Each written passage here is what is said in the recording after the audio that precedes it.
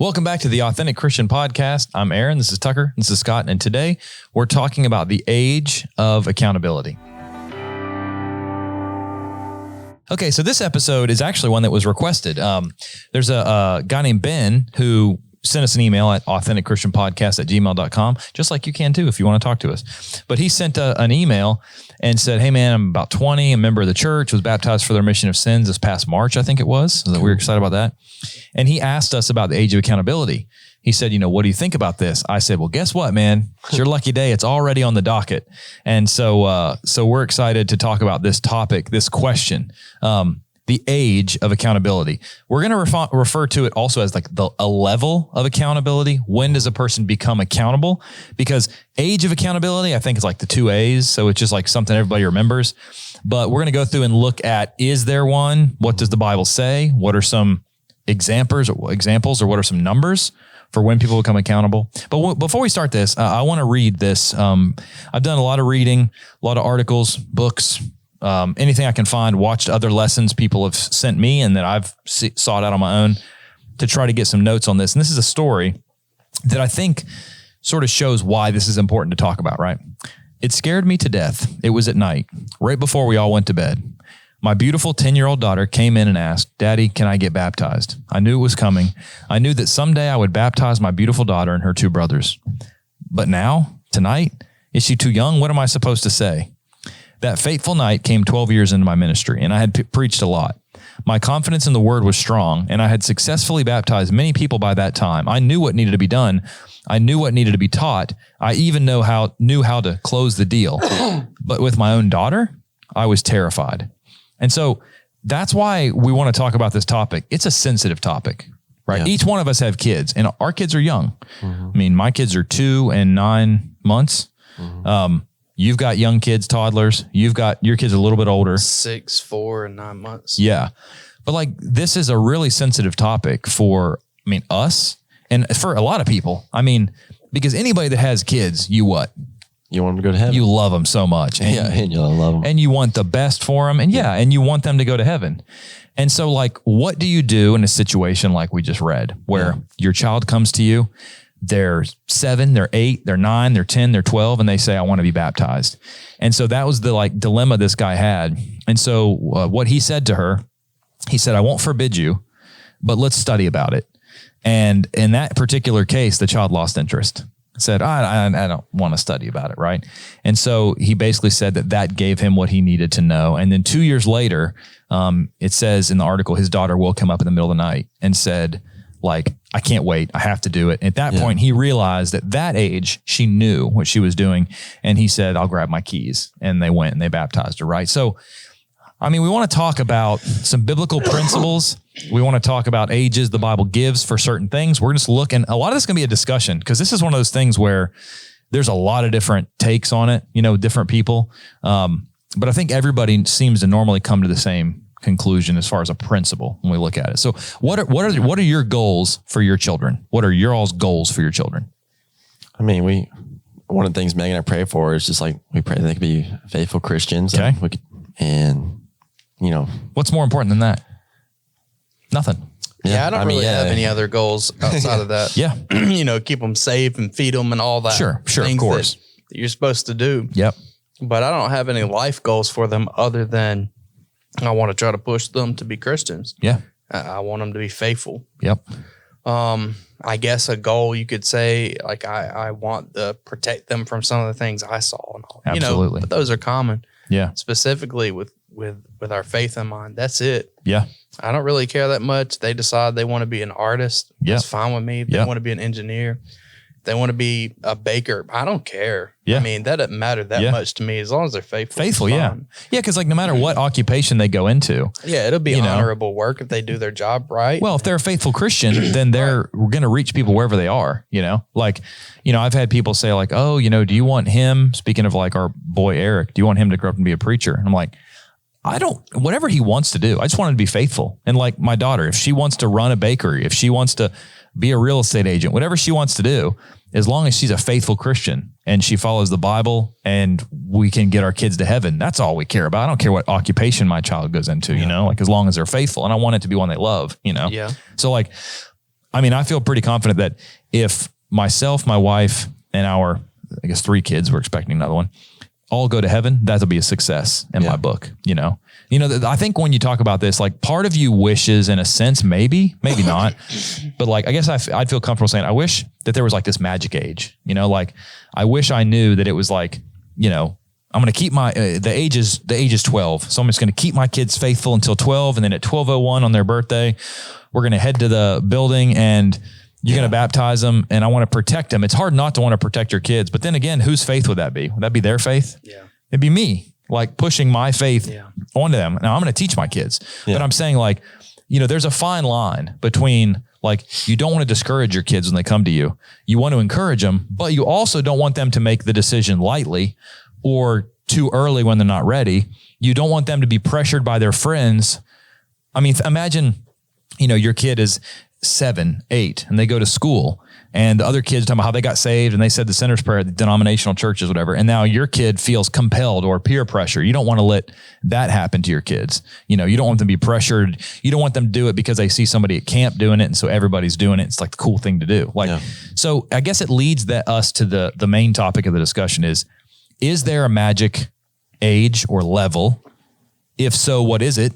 When does a child become accountable to God? Because like when you're like 5 or 6, like there are things you do that might be disrespectful to your parents, but like just because what you did is wrong, does God hold that person accountable?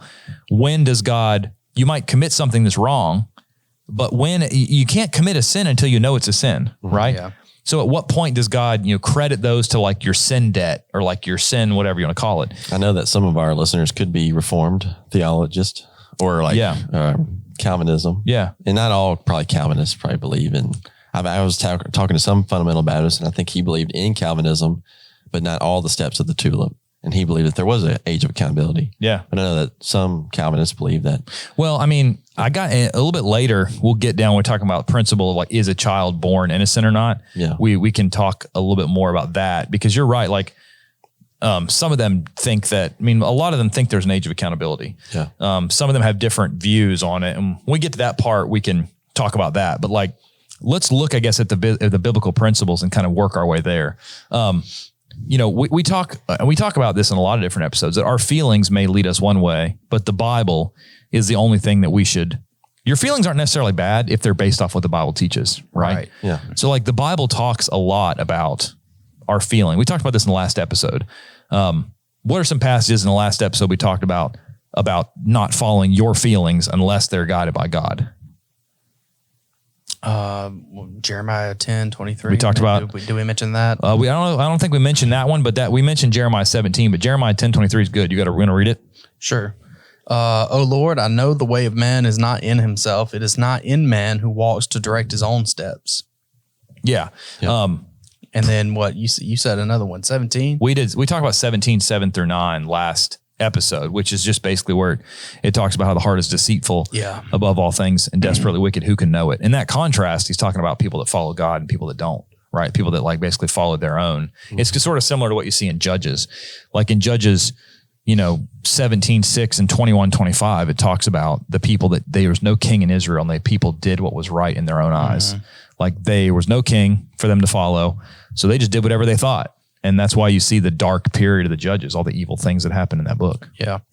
So, okay, I want to establish a principle first, and this will lead us to sort of getting into what you were trying to bring up, Tucker, which is the innocence of children in the Bible. Like, I think this is very important because children are born. The Bible teaches children are born innocent. And it's important because this is what leads us to be able to declare unequivocally 100% that babies who would die, whether it's from a miscarriage, whether it's from an accident, like if a young child drowns or gets, anything like that, babies from abortions. Yeah. And also you'd also have people who mentally handicapped people that are not accountable. This is what is the principle that we can show that they would go to paradise, to heaven, that process. So they would be innocent, therefore they have nothing to separate them from God. And that's a principle that we want to start off by establishing because, most members of the church that we know would agree with us, but there are lots of groups out there, I'd say a majority of the groups that teach that babies inherit the Catholics would use the term original sin from Adam. The Reformed people, the Calvinism, they would basically say that totally depraved, or totally corrupted. They would say that basically, like, was it Vadi Baucham? What's his name? Don't mispronounce it. I mispronounced that one time. James White hopped all over that. I don't even know the guy, but Look, his term's vipers and diapers. Vipers and diapers. That's what he said. That's this idea that babies are just absolutely born evil. That I have a whole list of quotes about the things they've said. There was one, this obviously we totally disagree. I think it's ridiculous. R.C. Sproul was telling a story once. He's another guy that we don't agree with, but he was saying something about comparing a child to a rat or something. And he said that I think that's like terribly unfair to the rat. Because he's taught, that's how they look at infants. And so it's funny to me. I think they're super inconsistent because they say that a baby inherits the guilt of Adam. He's guilty before God. But then I say, well, what if he dies? And they say, oh, well, he would go to heaven. But you just said he was guilty of sin. So he's guilty of sin, and yet he's done nothing to have that sin removed. They say, well, God applies the blood of Christ anyway. It's like, where's the Bible teach that? Yeah. No, I think that we're going to talk about the Bible teaches that children are innocent. They are not guilty of the sin of Adam. If you want to see what we would say is a refutation of total depravity, you can go watch all the episodes we did on Calvinism and the responses in season 2 at the end. So, but what are some passages that talk about the innocence of children? Like, what are some ones you can think of? Let's say Deuteronomy 139. Okay, read it. Moreover, your little ones and your children, who you say will be victims, who today have no knowledge of good and evil, they shall go in there. To them I will give it, and they shall possess it. Okay, so he says in Deuteronomy 139, your children, your little ones, have no knowledge of good and evil, right? Now, 1 John 3:4 says sin is a transgression of God's law. Yeah, it's a sins. Whoever commits sin also commits lawlessness. Right? That's right. Sin is lawlessness, depending on the translation. That's right. I'm reading from the New King James, the way it says it. Yeah, the New King James says, whoever commits sin also commits lawlessness, and sin is lawlessness. Yeah. Different translations. I can just look it up, my little comparison. The NASB, everyone who practices sin also practices lawlessness. ESV, everyone who makes a practice of sinning practices lawlessness. Whoever sins transgresseth the law, King James. So the idea is like, you can't sin unless you are able to transgress a law. And you can't transgress it unless you what? Unless you know it. Like, unless you're able to comprehend it. So like an infant, like my 2-year-old Evelyn, she does not understand the law of God, right? Yeah. So that's one passage. I think, there's an interesting, in Romans chapter 1, verses 18 through 26, you have this idea where it says in verse 18, the wrath of God is revealed from heaven against all ungodliness and unrighteousness of men who suppress the truth in unrighteousness, because what may be known of God is manifest in them, for God has shown it to them. So he basically says people should see God and they reject it, they suppress it. But then it also says in verse 20, the creation of the world are clearly seen, being understood by the things that are made, so that they are without excuse. I skipped a little bit in the middle. But basically the idea is, since you can see the creation and you know there's a God, you're without excuse. Well, that would obviously imply that those who can't see and comprehend yet the creation, they're not without excuse because they haven't been able to comprehend it. So you would say then taking in the ability to recognize a designer in the world is a part of that coming to an age of accountability. Sure. Yeah. It would be one of the, I guess. You would say like, oh, okay, the people who are in the tribes of the jungle and have never heard the gospel, like they're not excused. No, of course not. Because they're able to look at the world around them. They've grown to a point of mental faculty. Yeah. And and for those people, that's like what about people in the Amazon? I'm like, well, Romans 1 tells me that people in the Amazon can look up and see a moon and the stars and the trees and say, wow, there must be a God. And whenever God sees that, because God's omniscient, he can providentially get the truth to them. Yeah. So I don't worry about that. Like, I don't worry. I know that God can reach them with missionaries, right?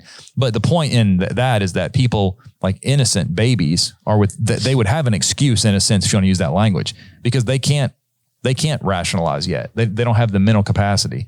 Ezekiel 18:20 says this. Says, the soul that sins shall die. Okay, think about this idea that you inherit the sin of Adam. Adam sinned, and everyone after him inherits it, like his son, Cain, Abel, Seth. They inherit, according to them, the original sin of Adam, right? Or the total depravity of Adam, if you're the Reformed. The soul that sins will die. The Son will not bear the guilt of the Father, nor the Father bear the guilt of the Son. The righteousness of the righteous will be upon himself. The wickedness of the wicked shall be upon himself. It's obviously talking about spiritual life and spiritual death if you go read that whole context, because it says if somebody is basically good and then they stop being good and they commit sin, then God will basically punish them for that sin. But it also says that if they are wicked and they repent of that sin, they won't die. Well, it's not talking about physical death, or else you'd be dead as soon as you sinned, right? So Ezekiel 18:20 gives that. Genesis 8:21 says, the Lord smelled a soothing aroma. Then the Lord said in his heart, I will never again curse the ground for man's sake. Although the imagination of man's heart is evil from his what? From his youth. From his youth. It doesn't say from birth, right? There's a Psalm 51 gets abused all the time. And normally it's funny. People that don't even use the NIV will use it just when they talk about that one verse. They'll say basically, surely I was sinful from the moment my mother conceived me. I was sinful from birth.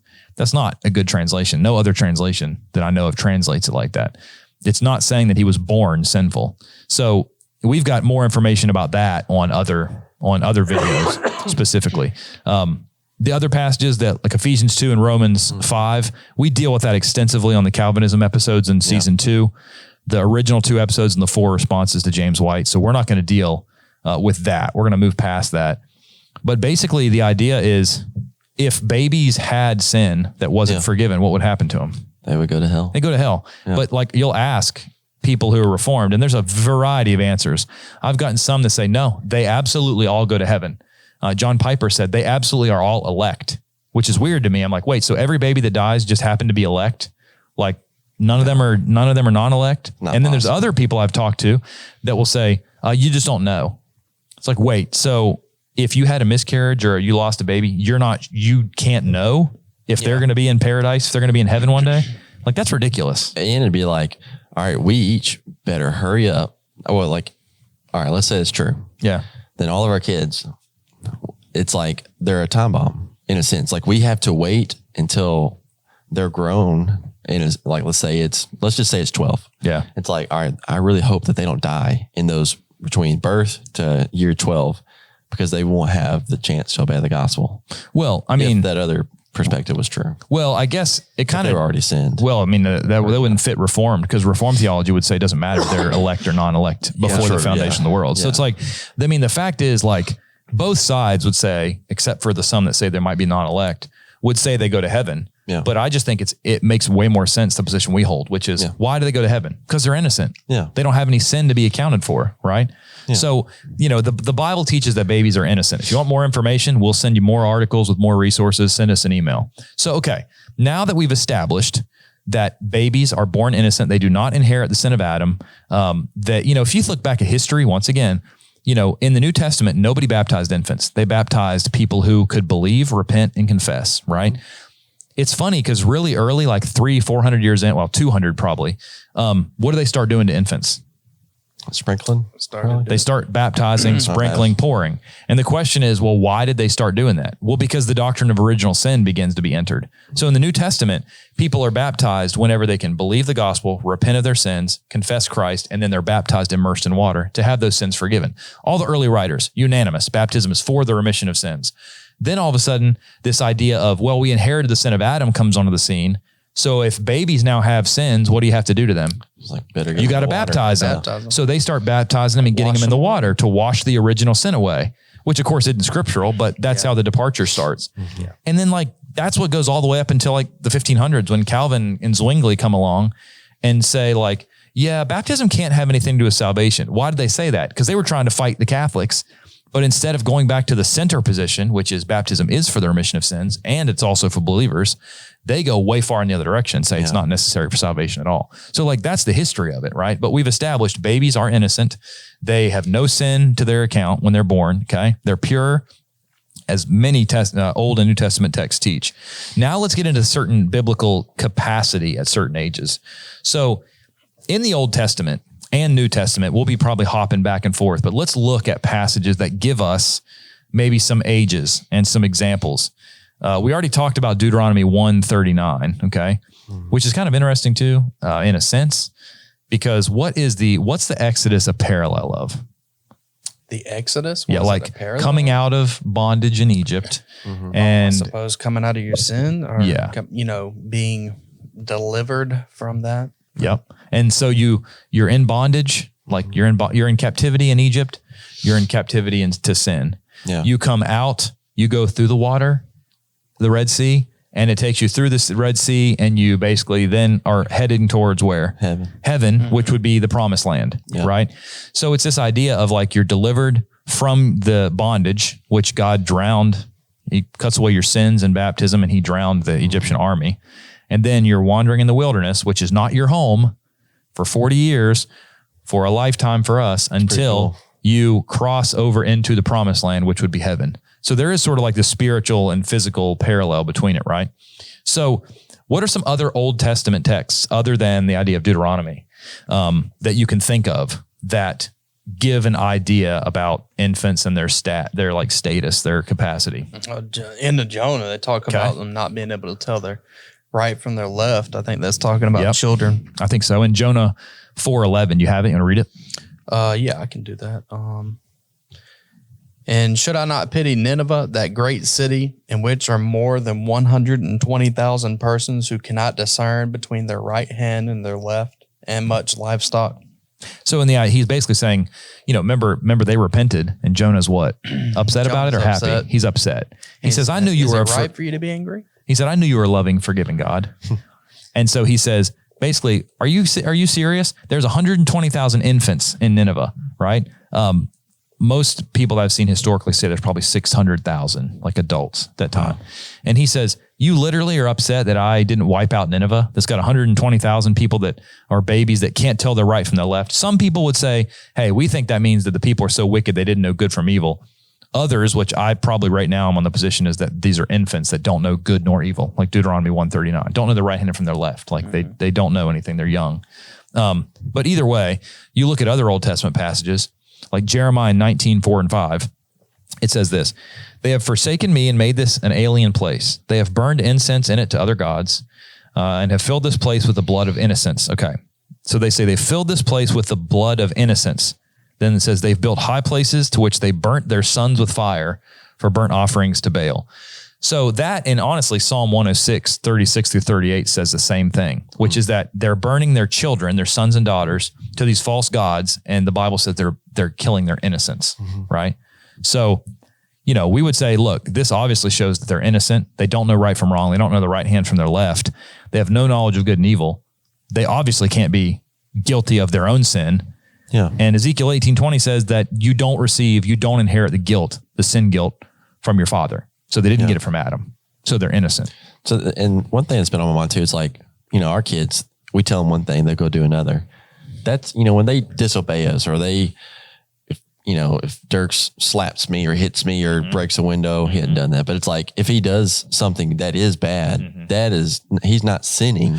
Yeah. It's like, okay, think about this. Like, there's a difference between conditioning and knowing that something is right and wrong, and understanding it's a sin against God. Yeah. Like, I mean, I had a dog named Chunk for like 10, 11 years, right?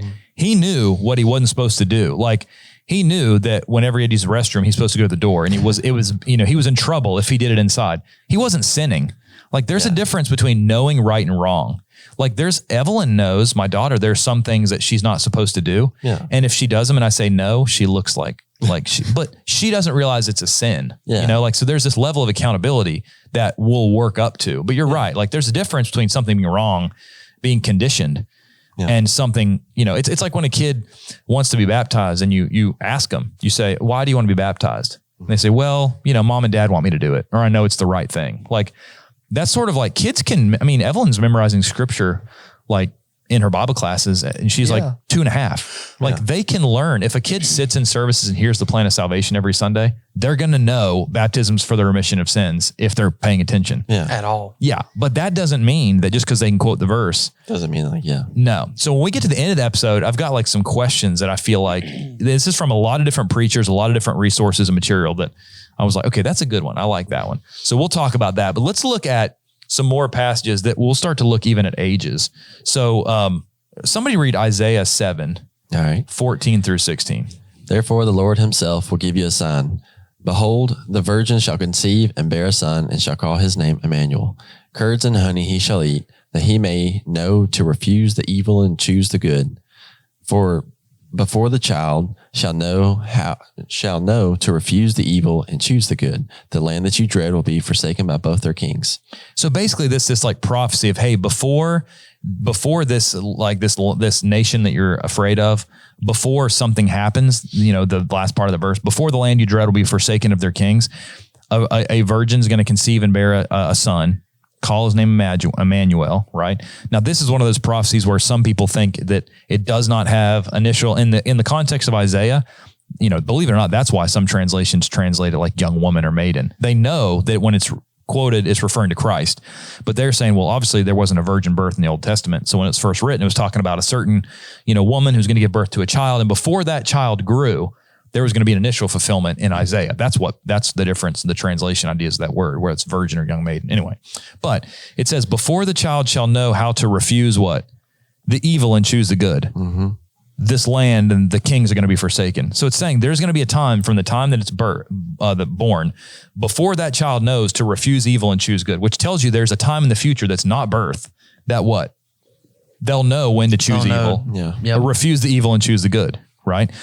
So the question becomes, I started to say so, and like take a second breath. So it was like, I got in my throat. So the next thing is, at what age does that happen? Okay. Yeah. Let's look up some passages.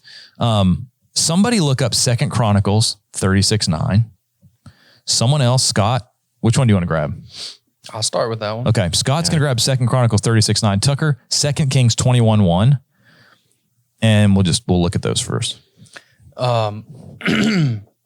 Jehoiachin was 8 years old when he became king, and he reigned in Jerusalem 3 months and 10 days, and he did evil in the sight of the Lord.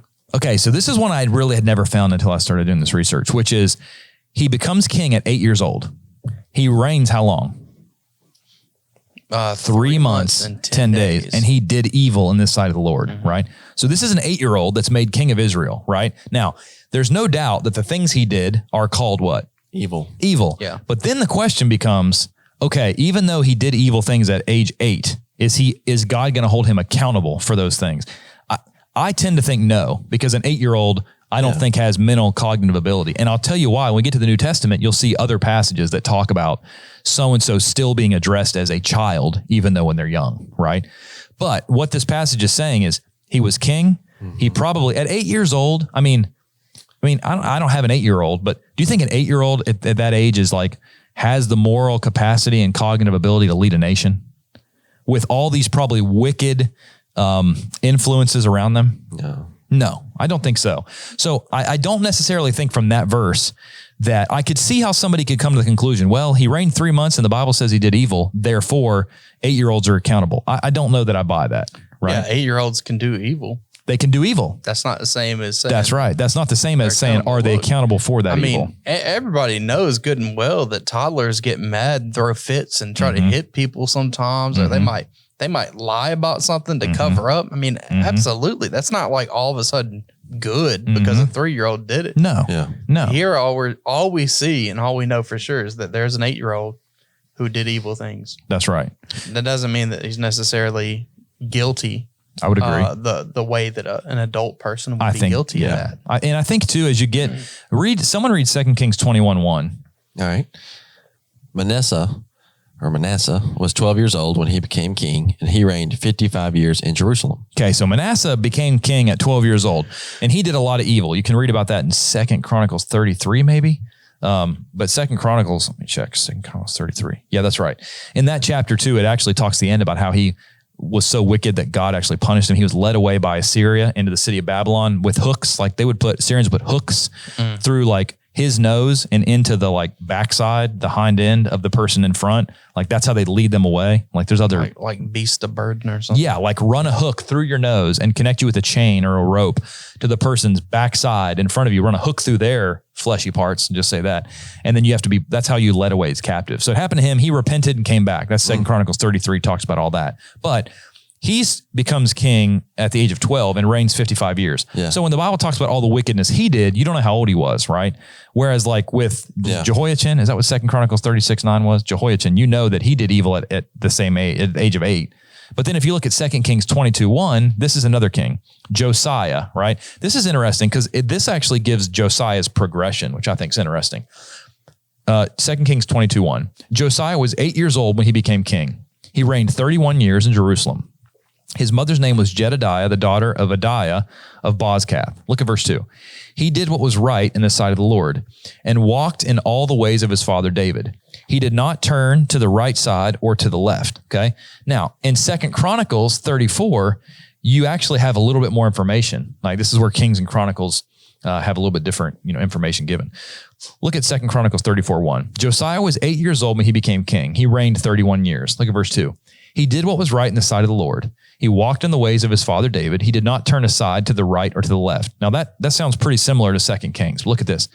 For in the 8th year of his reign, okay, so let's get our math whizzes. 16. 16, because he starts at 8 and he's reigned for 8 years. He's 16. While he was still what? Young. He began to seek the God of his father David. And in the 12th year, 20. 12 plus 8 is 20.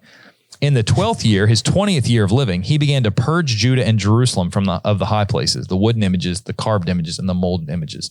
So you see this reign with Josiah where he becomes king at 8, but it says really it's still not until 16 where he begins to seek the God of his father David. And by 20, it seems like he began to purge this. So it seems like with him, there's this process, right, of growing.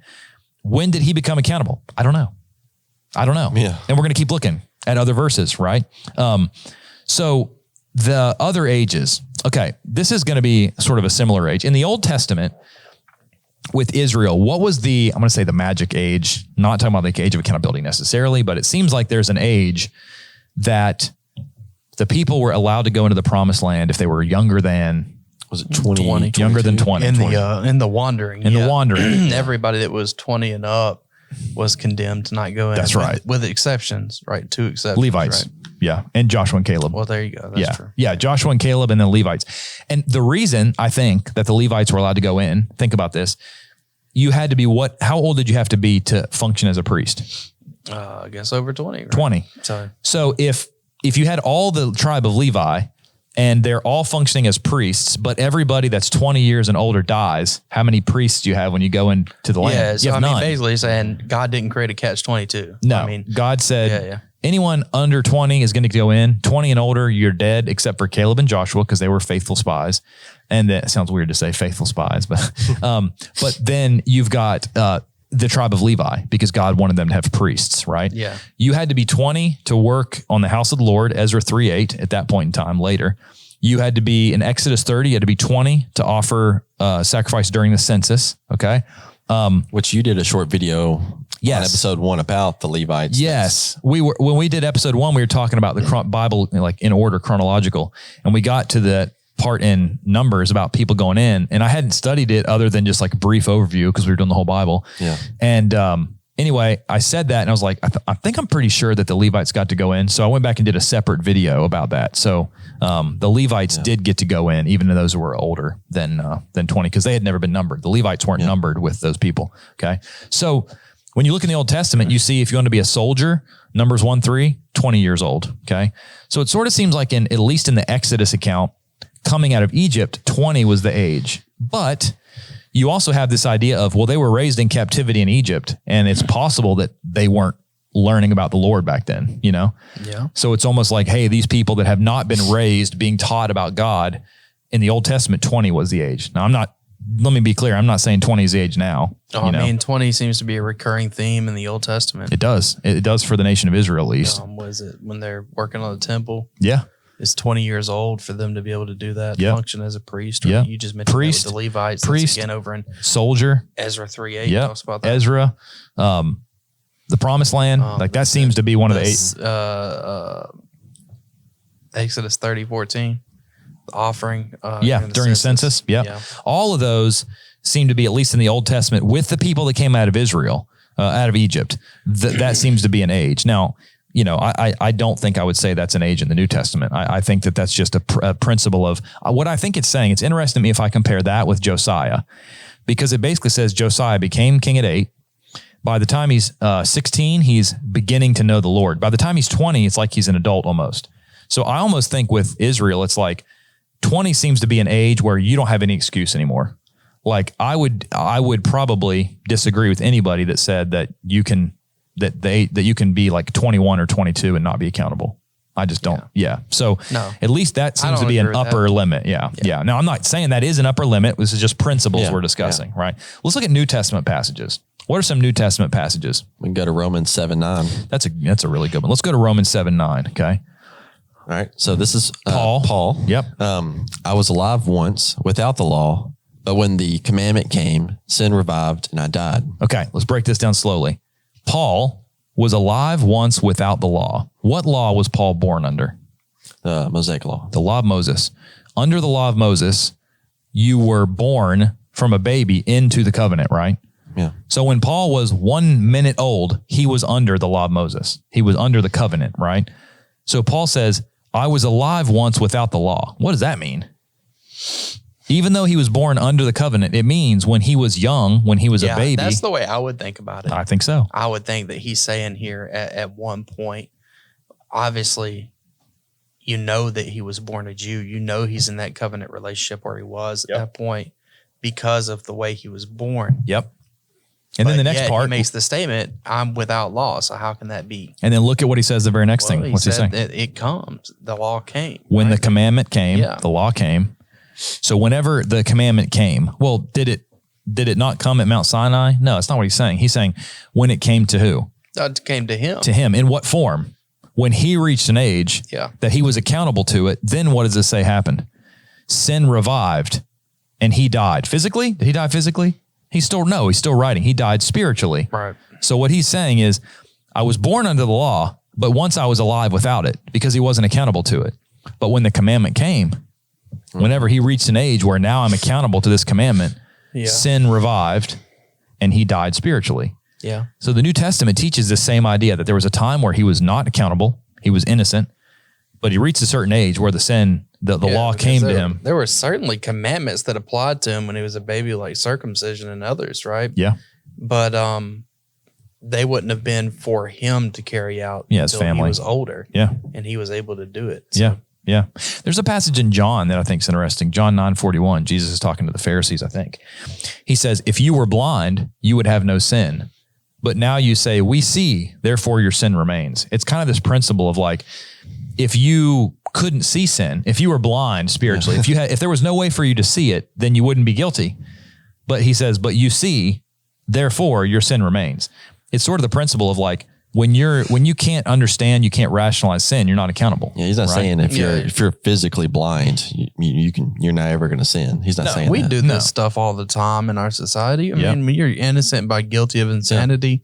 Other times, children are pardoned of things because they didn't know. Yeah. You know, if I take a gun and I'm being careless with it and I hurt someone or I kill someone, I can be charged with manslaughter depending on what I was doing or murder. Yeah. But if a child does that, typically speaking, it is a tragedy, and I don't mean to make light of it. Sure. But I mean, we pardon that. We don't look at that and say, "Oh, well, let's charge this 7-year-old with manslaughter or something crazy." Like, no, we understand that principle and we apply it in our everyday lives in society. It shouldn't be hard for us to, refuse to. Don't divorce yourself from that principle when you start studying and thinking about this issue. Yeah, I agree. Okay, let's look at the New Testament about some numbers, right? Go to Luke chapter 2. This is where you find out pretty much the only thing you know about the childhood of Jesus. And don't go look into all those false gospels about, the gospel of infancy of Thomas or Jesus and all these false ones that have like 5-year-old baby Jesus bumping into somebody and striking them dead. I mean, those are false, obviously false Gnostic writings. But Luke 2, read verses 41 and 42, Tucker. His parents went to Jerusalem every year at the feast of the Passover. And when he was 12 years old, they went up to Jerusalem according to the custom of the feast. Okay, so he's 12 and they go up to the feast. Now, in Deuteronomy 16 and 17, it gave instructions and said that the males need to go to Jerusalem 3 times a year. So, the Jewish custom was that at the age of 12 to 13, that it was considered a man. You know, we say like, well, ours is 18. Well, Jewish custom seems to be the age of 12, they became a man to 13. They actually have what's called a bar mitzvah. I'm sure you've heard of it. But if you trace that back historically, now someone else could have more information. If you do send it to me, I've only been able to see that trace back to like the 10th century, like 1,000 years ago, 1,000 years after Christ.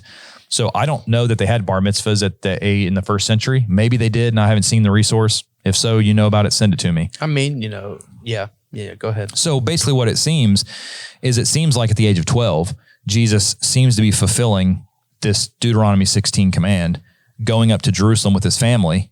And then after the parents can't find him, verse 49 of Luke 2, Jesus said to his parents, "Why did you seek me? Did you not know that I must be about my Father's business?" So at the age of 12, Jesus seems to be like starting. I mean, it's Jesus too. I mean, come on, it is the Lord, right? As a 12-year-old, he seems to be pretty aware. But then if you look at verse 51, he's still subject to his parents. It says, "Then he went down with them and came to Nazareth and was subjected to them, but his mother kept all these things in her heart. And Jesus increased in wisdom, stature, and favor with God and men."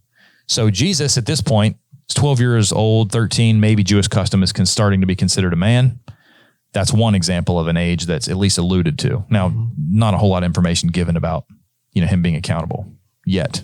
Okay. Yeah. I don't know. What about the book of Acts? In the book of Acts, when you see all the instances of conversion, who do you normally see being converted? You see adults being converted. Okay. I don't never ever seeing an instance of an infant or a child being converted. No. It always says men and women. Never. It's always men and women. Now, then you also have to factor in, sometimes we have to remember that we put on our what? First century glasses. So we always have to try to import our American definition. Like, I'll be honest with you, sometimes in America, like, we're like, this kid's like 17, he's still a kid, 18, he's still a kid. Still a boy. I mean, when I go to Africa, they're like 6-year-olds with a switch running herds of cattle down to the river. So like, it's different culturally depending on where you are. Yeah. But like, at least here in Acts, they're not baptizing babies. They're not baptizing infants. Yeah. They don't seem to be baptizing children. Hey guys, thanks for listening to the Authentic Christian Podcast. This podcast has been sponsored by GBN, Gospel Broadcasting Network. You can download the app and start streaming every show, watch every episode, and discover the answers to life's biggest questions today. So when does somebody transition in the Bible from a child to an adult? You know a passage for it? No. No, there's no explicit. No. There's no explicit passage. No. There's not even anything that implies a certain age. I guess the best you can get is, an implication of responsibility based on knowledge, based on age, based on, that. And I guess that's what we're talking about, right? I mean, how do you go by it? If it's not by age and we don't have a direct age given, what's the best way to do it? Well, think about this. We just looked at Jesus at the age of 12, but let's look at another passage that also is at the age of 12. Go to Mark chapter 5, right? So if somebody says, okay, 12's the age. I know it's the age because Jesus was 12 and he was about his Father's business. Go to Mark chapter 5, read 35 through 43. Excuse me. Okay. Notice, I'm going to have Tucker read this. Cool. Mark 5, 35 through 43. Notice that the Greek word paidion, which is the word for child, is used in verse 39, 40, and 41. Okay. And then in verse 42, you're going to be given the age of the child. Okay. Right. So this is a word that seems to be used always of children, not adults, or like the followers of God, like children of God in that sense. So read 35 through 43. While he was still speaking, some came from the ruler of the synagogue's house who said, "Your daughter is dead. Why trouble the teacher any further?" As soon as Jesus heard the word that was spoken, he said to the ruler of the synagogue, "Do not be afraid, only believe." And he permitted no one to follow him except Peter, James, and John, the brother of James. Then he came to the house of the ruler of the synagogue and saw a tumult and those who wept and wailed loudly. When he came in, he said to them, "Why make this commotion and weep? The child is not dead, but sleeping." And they ridiculed him. But when he had put them all outside, he took the father and the mother of the child and those who were with him and entered where the child was lying. Then he took the child by the hand and said to her, Talitha Kumi, which is translated, little girl, I say to you, arise. Immediately the girl arose and walked, for she was 12 years of age. And they were overcome with great amazement. But he commanded them strictly that no one should know it, and said that something should be given her to eat. So like verse 41, he took the child by the hand, and basically the girl arose and she was 12. So if you want to use the idea of Luke 2, Jesus being 12, hey, about my Father's business, you've also got Mark 5 that says she was still a child and she's the age of 12, right? So, and that in child's 3 different times there. So you've got all these different ideas, and sometimes it's not as clear cut as we'd like. Yeah. In Galatians 3, there's a point about, basically it's talking about how the law of Moses was our tutor to bring us to Christ. It was like a pedagogue. But it's interesting because in Roman culture, boys were considered adults at 14 and is that right? Girls at 12, maybe? Because I think in Roman culture, once again, someone watching, this better than I do, correct me. I think boys had to start paying taxes at 14 or liable for crimes at 14 in Rome, which sounds ridiculous to us, does it not? Yeah. Now I'm not saying that those are the ages. I'm just saying, think about different cultures. All right. Some people would say, these are probably getting into, okay, these are discussion questions. We haven't really talked too much about these, but somebody would say, well, look, becoming a Christian, you're being added to the church, and the church is the what of Christ? It's the bride of Christ. The bride. And so they say, well, would you let your 9-year-old get married to Joe or Jim or Bill or Bob? You say, no. But then you also have the counter argument. Well, guess what? What would you say? She's not marrying Bill. Yeah. She's marrying who? Jesus. Jesus is sort of like the perfect spouse, wouldn't you say? Yeah. The church is the bride of Christ. So he's perfect. He's not regular, right? And so then you'd say well, if it's marriage, what age can a child get married? I heard somebody on a podcast on this specific thing saying that even our culture doesn't believe you can get married before 18. And I wasn't sure if the point he was making was you shouldn't be baptized until you're at least 18. I hope that's not the point he was making, because then you've got the idea of, well, is our culture the end all be all for all cultures? No. Yeah. I think the point we're trying to make is don't base it upon our culture. Take that off. You said it earlier, put on your first century glasses. Yeah. We like that phrase here because what it means is don't look at your life, what's normal here, what's normal now, and then put that into the scriptures. Yeah, I agree.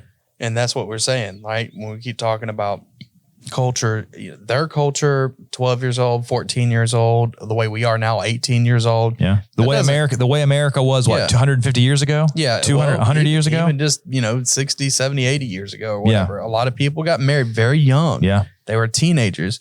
What does that have to do with this? We got to go by that phrase. We always say we got to speak where the Bible speaks. Yeah. Be silent where the Bible is silent. And be careful we're not making these analogies that analogy that I'm making that somehow ends up with me saying, well, this is what I think. It's you got to be careful, with these analogies of, anyway. Yeah, analogies don't prove anything anyway. No. So, an analogy is useless unless you've already established the facts. Yeah.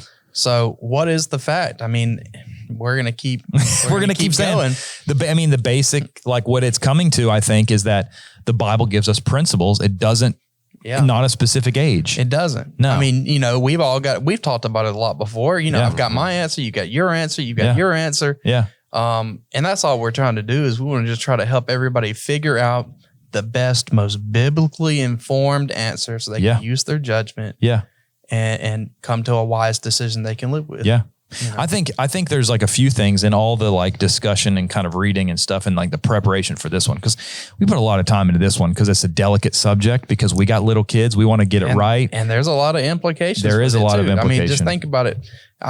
Just to illustrate how serious this is, it is a serious issue. Let's say, I'm not going to take a position. Let me just state something that has happened, right? Let's say you go and you baptize a 9-year-old, right? Okay. And I'm not saying whether that's right or wrong or anything like that. Okay. But in the discussion, when you're talking to someone about why did this happen? Is that too early? Is that too late or whatever? It comes to reason that the way you did it is because you think, well, okay, they're able to understand it on a mental level. And that's where you stop. We've already talked about this. Just knowing what the Bible says about something doesn't necessarily make it true. Sure. But you don't, you think about what's going on from another perspective, maybe with that baptism. What's being implied about that?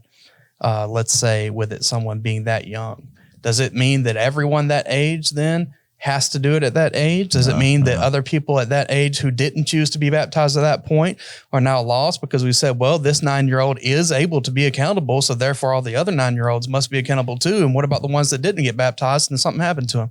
Well, there's a lot of... That's why I think too, we've said over and over, there's no age. It's like a level. Not. And really, you're not going to be able to come up with, I don't think anyone's going to be able to I think there are some principles that you can approach that. Like, for instance, it has to be their choice. It can't be mine as a parent. I can't push them to do it, because if you want to teach them and encourage them, but you don't want to push them, because then they might do it just to please the what? Their parents. Yeah. It's not real faith. Yeah. Or they might do it because all their friends have, or they might do it without the understanding because they felt like you pushed them. And so this is just, okay, this is like you're saying, this is not yours. This is my personal advice. Right. And you guys can give some too as we go. Sure. If the child asks about baptism, I would ask them why. What if you're not baptized? If you ask a kid, well, what if someone says, I want to be baptized, and you say, why? Well, I need to be saved. And you say, okay, well, why? And they just say, well, I mean, the water that saves me. They don't get it. They don't get that it's the blood of Christ that saves them. If I say, well, what if you're not baptized and you die? And they say, well, I'll go to heaven. Then they don't understand the gravity of sin and that sin separates you from God. In that case, I would say, you know what? Let's study this a little bit more. And I'd try to be very positive. I wouldn't say, well, no, you're not doing it. You're not old enough. I mean, I would convey the same idea, but I would do it in a positive, encouraging way to lead them. Hey, look, let's do that. Now, if I ask those kids, why do you want to be baptized? Like open-ended questions. And they say, well, I read the Bible and I see that God had to send his son to die for the sins of people. And I realize I'm one of those people. I've committed sins. The Bible says not to do this, and I've done that. And, I understand that was what sent Jesus to the cross. Like, if a kid said that to me, at some point I'm sitting there thinking okay, that's a whole different ballgame than a kid that says, well, I'm still going to go to heaven, Whole different. And the reason you're even in that situation thinking to yourself, what do I do? Yeah. Is because what you do may determine the fate of that child. Mm-hmm. Mm-hmm. I mean, let's say they're ready, but you shut them down. Yeah. And they don't come back sometime later. Yeah. Mm-hmm. You just alter the course of their eternity forever. Mm-hmm. Or you turn them off to it, or you're constantly saying, later. And then they just change their attitude about sin a little bit. Yeah. Or you go the other direction. Let's say they want to do it, but they're not actually ready. And you do it anyway. Yeah. And then they grow up and they just treat everything like, oh man, I know that I'm supposed to do this. Check that off. Check that off. Yeah. There was a study by Flavel Yakeley, who was like Why They Leave as a book. I think I have it in my library. But I think he actually did a study about the age of baptism and how many kids were faithful and what his conclusion. Now, I'm not saying I didn't do the survey. I'm not saying I would he basically just concluded that if children are baptized too early, then basically there's negative results from it. Now, I mean, you can go read the book for yourself, but I'll say another thing I think is good. I don't think you should be afraid to ask for help from a relative, a minister, a Bible class teacher, because I remember being a teenager. When I was a teenager, who I did not want to talk to about certain things? Probably my parents. Because I'm man, I'm 14. I know everything. My dad didn't know anything. He's only an attorney. Yeah. He a practicing attorney, but he doesn't know nothing, right?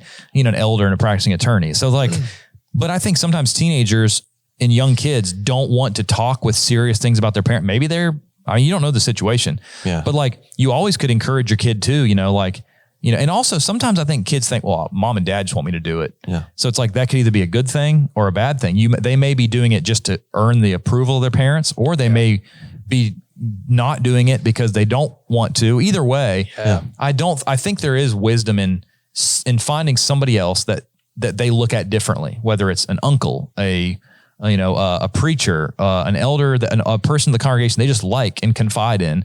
And you could always say hey, you should talk to, what about baptism? Well, you should talk to, at South Haven, Robert's our preacher, if someone was I've been thinking about this, what do you think? You could talk to Robert if you wanted. Then just I'm not saying the parent shouldn't be involved. That way it's not but if you know your kid, just come from your parents. It's it's other people too that we can trust. Yeah. And it's if not biased. If you as a parent know that right now you and your kid are going through a rough patch where they just think don't know anything, that could be a thing to use, So there's an article that somebody sent me, and they had this. There were 3 things that they had suggested, just suggestions, right, that could help you maybe recognize if your child, what spiritual, I don't say level, but the maturity they're at. And these are the 3. Number 1, worship.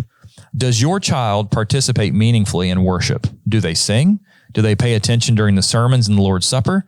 Or are they constantly coloring, playing with toys, talking during the lessons, etc.? Like, that's at least one thing that helps me. Okay, this is a child that's spiritually focused, and this is one that isn't. That's sort of the same with adults. And again, that's principles. Principles. Yeah. And that's why I say that, because, hey, man, you can look out there and catch plenty of adults just playing. That's right. Playing, but I was saying like Tetris. Nobody plays Tetris anymore. That's what. If you see an adult playing a game on their phone, well, they're not in the right mental state either, even though they're still probably accountable. That's correct. Yeah.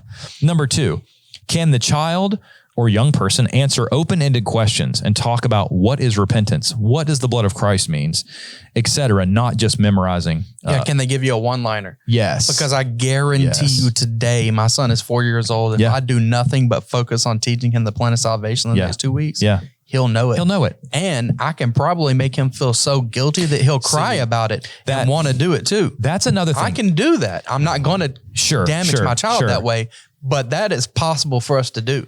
I also think it's very important that it is the parent's responsibility to teach your children they are innocent. Like, imagine a 5 or 6 or 4-year-old, 5-year-old, 6-year-old that sits week through week through the plan of salvation.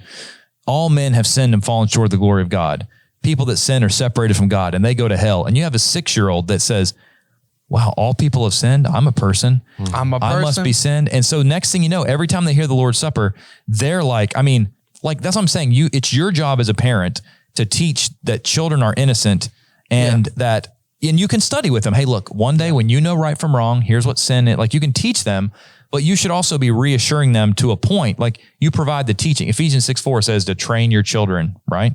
Parents are supposed to train your children, right? Bring them up. Don't listen to your preacher go on for like 4 or 5 weeks in a series about what the crucifixion was like for Jesus. We're going through some of that at Edgewood. Not that that's bad, but don't have that happen. Then turn to your child and say, see, this morning when you threw your biscuit at me because you didn't want to eat it, that nailed Jesus to the cross. When they're like 4 or 5. Like, come on, man. Anyway. No, you're right. Another question that they said with regards to open-ended questions, this is one of them. Who's the first person you think about when you do something wrong? If they say like, well, mom and dad, that's kind of like, that may be more of like a conditioning as opposed to saying, well, when I told a lie, like, yeah, I knew mom and dad would be mad, but I thought about Jesus. Like, I thought about what he had to go through. Like, that's a way different answer. Yeah. You might ask it like, when you do something wrong, do you ever get scared somebody's going to find out? It's like, who are you afraid of finding out? Yeah. And there's like, well, mom and daddy, that's different because an adult who's spiritually minded is really their thoughts. They don't have a moment in their day where they have forgotten that God is watching them. That's on their mind. That's the motivation. That he's your father in a spiritual sense, watching over you all the time. Yeah. And your parents aren't your primary concern anymore. I agree completely. The third principle was read the Gospels with them and ask them what it means to be like Christ. Open-ended questions, right? Like, for instance, you're reading the Gospel of Mark and Jesus has compassion and heals a leper. What does that mean for you? Like, what does that mean? Jesus helped the less fortunate. What does that mean for you at school? And if it means, there's this kid that eats by himself at lunch. He's not real popular.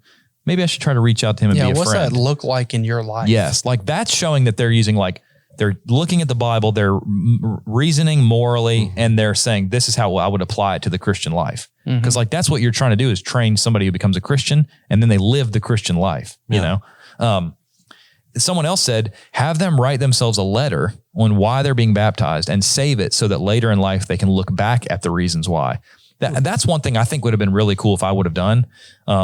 I've told you guys this on other episodes. I was baptized about the age of 12, but then fell away through college. And later I really thought did I even know what I was doing? It's been such a long time, so I actually was rebaptized just, to be safe. But that would have been helpful, to write a letter. I think that's a great, tool to use if you have any doubts at all. If you're concerned, sure, you don't have to do it. It's not a requirement, maybe your kid is a little on the young side and you're not sure if they're ready, but they think they are.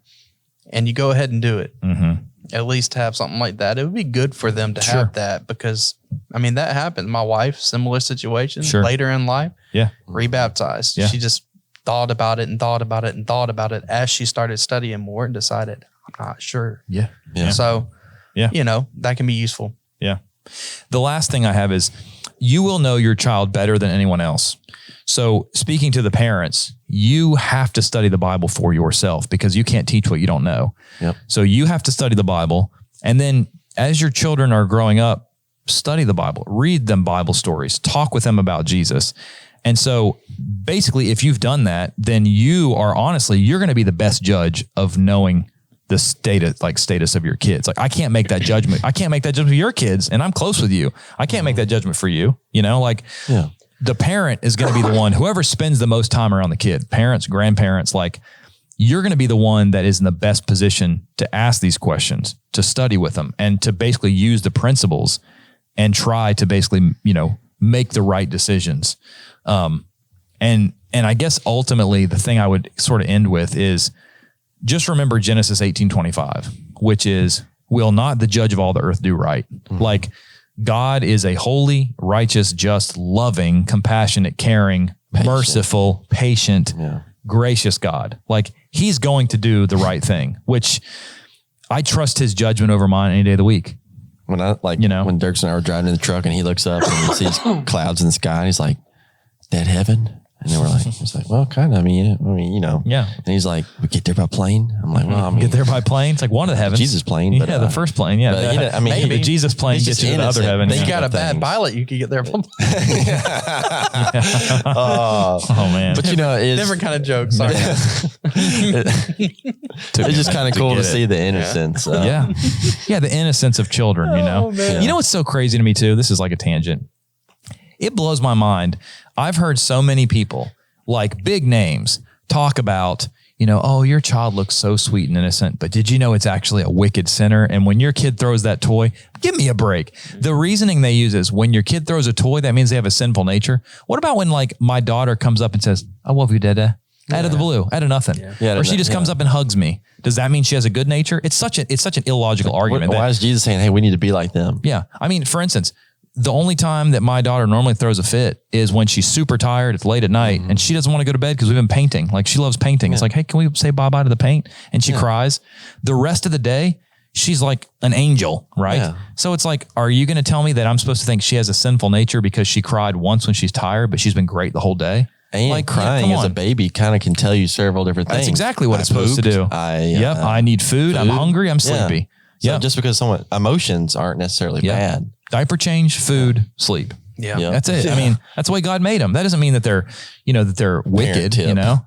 So yeah, I mean, it's like, it's just, anyway, children are beautiful. They're innocent. They're sinless, and they are not held accountable to their sins until a certain age, which, sorry to break it to you, we don't know. Yeah. We don't know the magic number. We don't know. And there is no magic number. I can confidently say that if you're talking about a 20-year-old, I would say they're accountable. If you made me pick like real broad guidelines, I'd say 8 to 20. And I say that even with that's even right. I mean, I agree. There's mentally ill, and there's and Sure. that's a whole nother category of discussion. But it's the same principle that applies there. Totally. Could you imagine if babies all as soon as they're born, they're sinners? Could you imagine just the stress? Like, how could this be good news? Well, if you're like, like any moment they could die, they're in hell. Well, it's funny. Moment. It's not funny, but I say that when I mean, it's interesting. That's one of the reasons why, like if a baby dies at a hospital, that Catholics, I believe, will try to baptize the babies, or like at abortion clinics, they'll try to baptize or sprinkle water on, because they think the power's in the water, when the comfort of saying, hey, you don't have to worry about that. Yeah. Like when a baby dies, it goes to be in paradise, there's no way. It's in comfort. And I'll tell you this, like, this is something that I don't know if, like, you want to look at another motivation to get to heaven. Like, I mean, we've had 3 miscarriages. So like I have 3 kids waiting on me. Yeah. I know they're there. Yeah. Like you talk about a motivation. It's like I have the 2 kids that are, living now. Of course, the 3rd kid that, you're like the Brady Bunch now, man. So it's 6 like kids, but like that's the comfort. Like that's also a motivation for me to be faithful. It's like, I want all of my kids to be reunited. And the other thing too, that's really cool is like those babies. Like I also think about this thought that like my grandma, Yeah. Like I always think about my grandma's with like the 3 that we've lost, like cool. because she's a faithful Christian. Yeah. So it's like that sort of comfort in, paradise that, Yeah. So yeah. So hopefully that helps someone thinking about it. We know it's a very delicate topic and we don't have any magic answers. I don't hate, but I don't like to use the word age as much as level, but we use the word age because people know what we're talking about, but it's different. There's no magic age. And so all you can do is look at those principles, ask open-ended questions, I think, and you as the parent will know your kid better than anybody else. Yeah. So I don't know. What do you think?